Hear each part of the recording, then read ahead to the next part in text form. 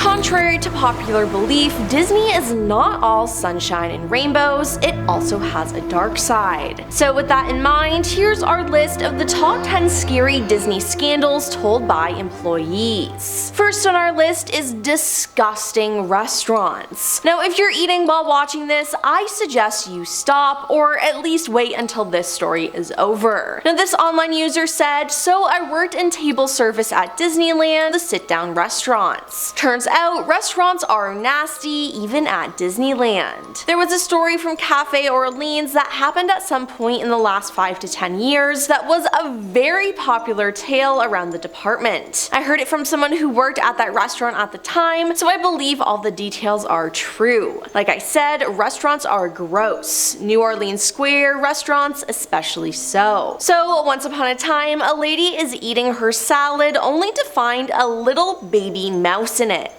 Now, I'm sorry, what?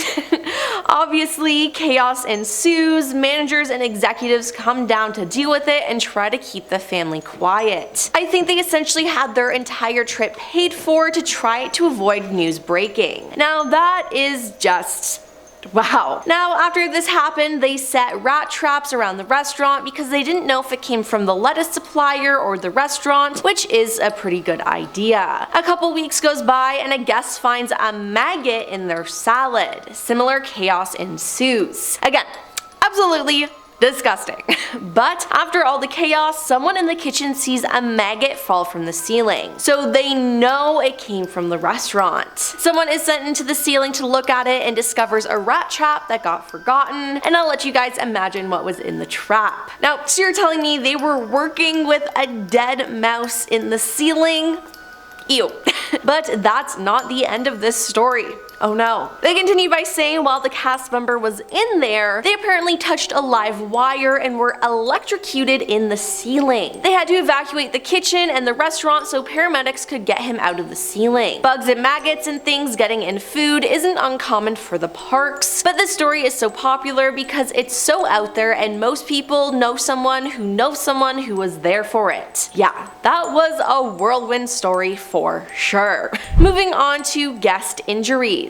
Now this story is just straight up dark. An online user said, "Hello, previous Magic Kingdom cast member here. Once while I was working, a guest at the Contemporary Resort jumped and ended their own life. Magic Kingdom shut transport down for a bit to get things cleaned up, and this occurred at night, so the only reason why it was reported is because guests on Monorail and in one of the Contemporary's restaurants saw somebody jump from the roof. There was also quite a few times that guests would jump off the boat attempting to end their own life, but luckily these attempts were not successful. That takes you to Magic Kingdom and the lagoon, and they would be shut down for the rest of the day after such events. You will never find these stories in the media, and Disney keeps these types of events super hush hush. Now apparently guests ending their own lives within the Disney resort grounds is pretty common, and that is just sad. Now I also can't imagine the trauma that would come with seeing something like that. Next up is Frozen Disney. No, not the movie, I'm talking about Walt Disney being frozen. There's a legend that Walt Disney's corpse was frozen in a cryonic chamber containing liquid nitrogen to be revived at a later date. In 1969, the French magazine Ici Paris and later the National Tatler in the US advanced the rumors by predicting Disney would be thawed out in 1975. Some went as far as to claim that his burial spot was a freezer stored underneath the Pirates of the Caribbean ride at Disneyland. And then there were several former Disney employees who continued to spread these stories about Disney's supposed big freeze. Now during the 1990s, these legends were seen as expert quotes in a couple of Disney biographies. Now for the record, there's no solid evidence that suggests that Disney was frozen, but that doesn't mean that he wasn't. Allegedly, Walt Disney was cremated 2 days after his death, and an urn containing his ashes were buried in the Forest Lawn Cemetery of Glendale, California. Now let's talk about secret places. Attention all fellow Disney fans. If you think you are truly alone and won't get caught caught doing something at one of the parks, think again. This former Disneyland employee said, "We see everything in the rides, there are cameras everywhere, and we have night vision." Now, kinda creepy, but also good for security reasons, I guess. Now, they added that in the Indiana Jones ride near the giant snakes after the bridge, there is a large metal slab on the ground. Under that slab is an opening that falls into a large empty space. The opening is in the middle of the space and about 10 feet high. There's no rope, no ladder, and no stairs to reach the opening from inside the space. So, I mean, it's just a giant hole. I mean, that's cool, I guess. But the user added that there are no other ways to get out of that space other than the opening in the ceiling, and there are no lights in the space. You could literally fall in there and be trapped forever in darkness if someone doesn't come and help you out. Now, my question is, why does this even exist? They continued saying, "It is for this and many other reasons that there is a checkout system on the ride. If you enter the ride on foot, you take a card. When you return from the ride, you turn in the card. If any cards are missing, then the ride cannot be turned on and a search party must go out until that person is found." I mean, hey, I'm glad they have this system in place, but why on earth would they build it that way? Now let's discuss the memorial. A user on Reddit told this story, and it's quite sad if I'm being honest. They said during the construction of Pandora at Animal Kingdom, a very beloved superintendent passed away on the project of an immediate heart attack. Mid-sentence while opening the door to the construction trailer, George Burke just died. The project was very affected by this, and his knowledge of the work that needed to be done was deep and irreplaceable. His laughter and personality was loved by all 14,000 workers that were there, and a couple years after he passed, we were finishing the project and found the perfect way to pay homage to George. They invited his family to the middle of an active construction site to let them view it. George's red hard hat with the black Nordic cross on top was attached to the rockwork in the middle of the flowing river, to the left of the entrance to the flight of passage, and plastered over. The family, friends, and a few Imagineers were the only people there. Only we can point out where that hard hat is underneath the plaster, theming, and plants. I revisit the spot every time I go to Pandora. Now, this is sad, but also really sweet that they did this. Up next is hiding accidents. This online user said, "I worked there for 3 months with my girlfriend at the time, and anything newsworthy that happens there, usually negative, immediately gets shot down by the official page of Disney, Twitter, Insta, Facebook, etc. They keep everything hush hush. Lightning struck a bathroom building and there was a small fire. My girlfriend and I weren't working that day, but we were there enjoying the park for free because we're cast members, and she recorded it and posted it on Twitter. News media pages were commenting and asking her questions like when, how, what's being done, and before she could reply, the Disney page said to disregard the video because it wasn't true and the video was edited, and the media pages stopped asking after that. She got called into the office the next day and was super close to losing her job. The reason she didn't was because of how much seniority she had, but she was basically on probation after that. Yeah, I understand why they wouldn't want bad press, but that was just going too far. On to the ghost. Now, it's thought that Walt Disney's ghost lingers inside his Disneyland apartment. Shortly after Walt's death, the staff member in charge of cleaning Walt's apartment one night reported turning off the lamp on the way out of the apartment before locking up and leaving. When she got downstairs, she happened to look up and saw that the lamp was still on.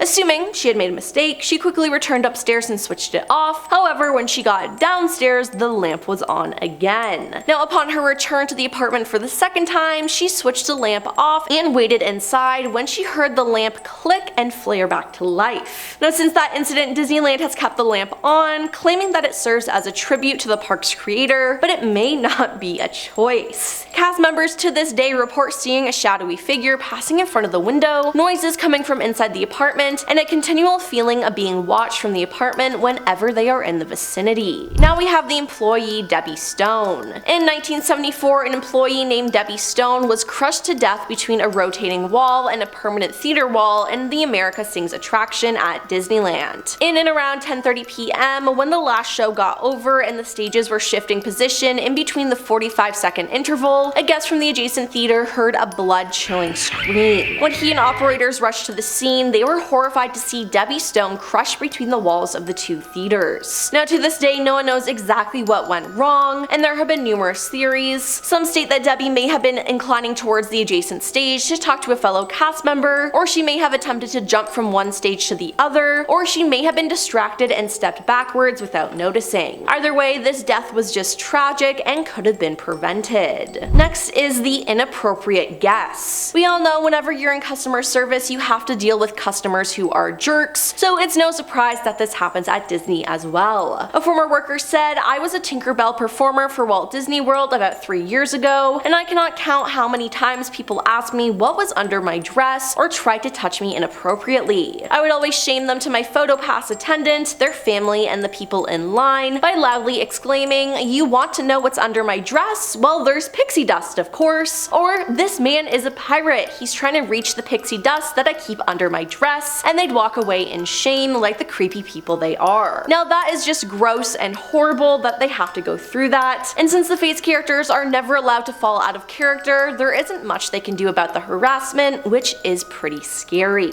And last on our list is the Monorail Accident. While I was looking for stories, I came across this. A former employee said, "I was on the TTC resort platform working the night of the monorail crash. It'll be 13 years ago this July, and I still wake up screaming from time to time. There's no amount of therapy that will or can erase that memory from my mind." Now this is incredibly sad, and I had no clue what they were talking about, so this is the information I found. On the 5th of July 2009, at approximately 1:30 a.m., the monorail was finishing up operations after one of the year's busiest days. It appears that there was some sort of miscommunication, and known as Monorail Purple and Monorail Pink, these two crashed. Monorail Purple was at a standstill when Monorail Pink reversed into it at speed. The protruding nose and driver's cab of both trains was crushed as Monorail Pink's momentum pushed the two trains back, ending the life of Monorail Purple's pilot on impact. Now thankfully the passengers as well as Monorail Pink's pilot were uninjured. Disney World employees on the platform got visitors out of the purple train and off the platform as they were trying to find out if anyone had survived in the crushed drivers' cabs, and they also had to get visitors to stop standing and filming the crushed section of the train. A few minutes after the accident, professional responders arrived at the site and started picking the trains apart, but they could do nothing but confirm the death of the driver. Now I couldn't imagine witnessing that in real life. What a completely traumatic event. Well, that's all for our list of the top 10 scary Disney scandals told by employees. Now have you ever had a negative experience at Disney? Let us know in the comments down below, and don't forget to like and subscribe to our channel. I'm your host Emily, and we'll see you next time.